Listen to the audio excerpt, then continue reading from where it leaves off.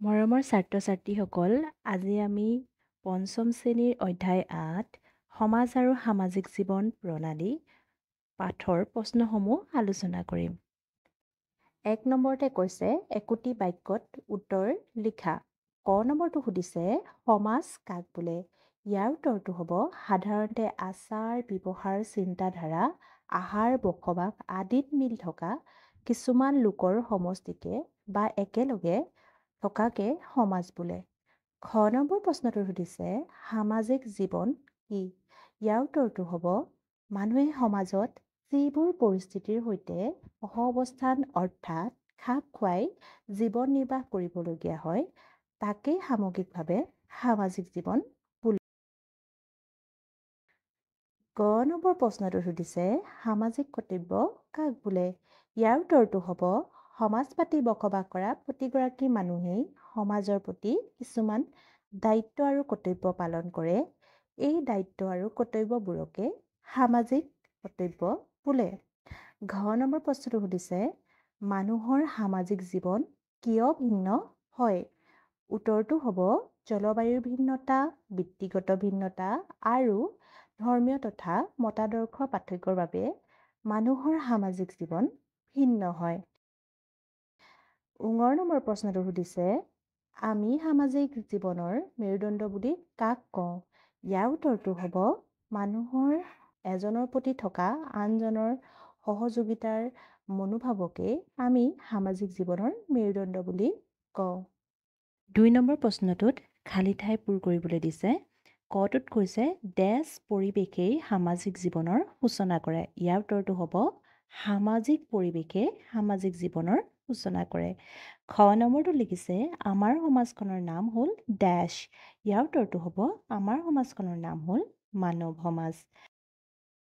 গ নম্বৰটো লিখিছে মানুহ ডেছ প্ৰাণী আৰু ইয়াৰ উত্তৰটো হ'ব মানুহ সামাজিক প্ৰাণী। ঘ নম্বৰটোত লিখিছে সমাজত জীৱন যাপন কৰিলে আমি ডেছ কৰিবলৈ শিকোঁ। ইয়াৰ উত্তৰটো হ'ব সমাজত জীৱন যাপন কৰিলে আমি সহায় সহযোগ কৰিবলৈ শিকোঁ। ঙ নম্বৰ প্ৰশ্নটোত কৈছে সামাজিক জীৱনে আমাক ডেছ আৰু ডেছ প্ৰদান কৰে। ইয়াৰ উত্তৰটো হ'ব সামাজিক জীৱনে আমাক সুৰক্ষা আৰু নিৰাপত্তা প্ৰদান কৰে। প্ৰথম ৬ নম্বৰটোত কৈছে সমাজৰ প্ৰাথমিক গোটটো হ'ল ডেছ। ইয়াৰ উত্তৰটো হ'ব সমাজৰ প্ৰাথমিক গোটটো হ'ল পৰিয়াল। ৩ নম্বৰটো চমু উত্তৰ লিখা ২০টামান শব্দৰ ভিতৰত লিখিব কৈছে। কটোত সুধিছে অঞ্চলভেদে সামাজিক জীৱন ভিন্ন কিয় হয়? ইয়াৰ উত্তৰটো হ'ব অঞ্চলভেদে সামাজিক জীৱন ভিন্ন হয় কাৰণ ভৈয়াম বা সমতলৰ মানুহৰ সামাজিক জীৱনৰ লগত পাহাৰীয়া ঠাইৰ মানুহৰ সামাজিক জীৱন একেই নহয়। আনহাতে জলবায়ুৱে মানুহৰ সামাজিক জীৱনৰ ভিন্নতা আনিব পাৰে। মৰুভূমিত বাস কৰা মানুহৰ সামাজিক জীৱনৰ লগত নৈপৰীয়া মানুহৰ সামাজিক জীৱন একেই নহয়। খ নম্বৰ প্ৰশ্নটোত সুধিছে সমাজত বসবাস কৰি আমি কি কি কথা আয়ত্ত কৰিবলৈ সক্ষম হৈছোঁ লিখা। ইয়াৰ উত্তৰটো হ'ব সমাজত বসবাস কৰি আমি দলবদ্ধ হ'বলৈ শিকিছোঁ। দলবদ্ধ হোৱাৰ বাবে আমি সুৰক্ষিত অনুভৱ কৰোঁ। সমাজে আমাক নিয়ম কানুন শিকাই স্বাভাৱিক জীৱন যাপন কৰাত সহায় কৰিছে। আমি ইজনে সিজনক শ্ৰদ্ধা কৰিবলৈ, বিপদত সহায় কৰিবলৈ, আনৰ অনুভূতি বুজিবলৈ, সামাজিক সমস্যাসমূহ সমাধান কৰিবলৈ আমি আমাৰ সমাজখনৰ পৰাই শিকিছোঁ।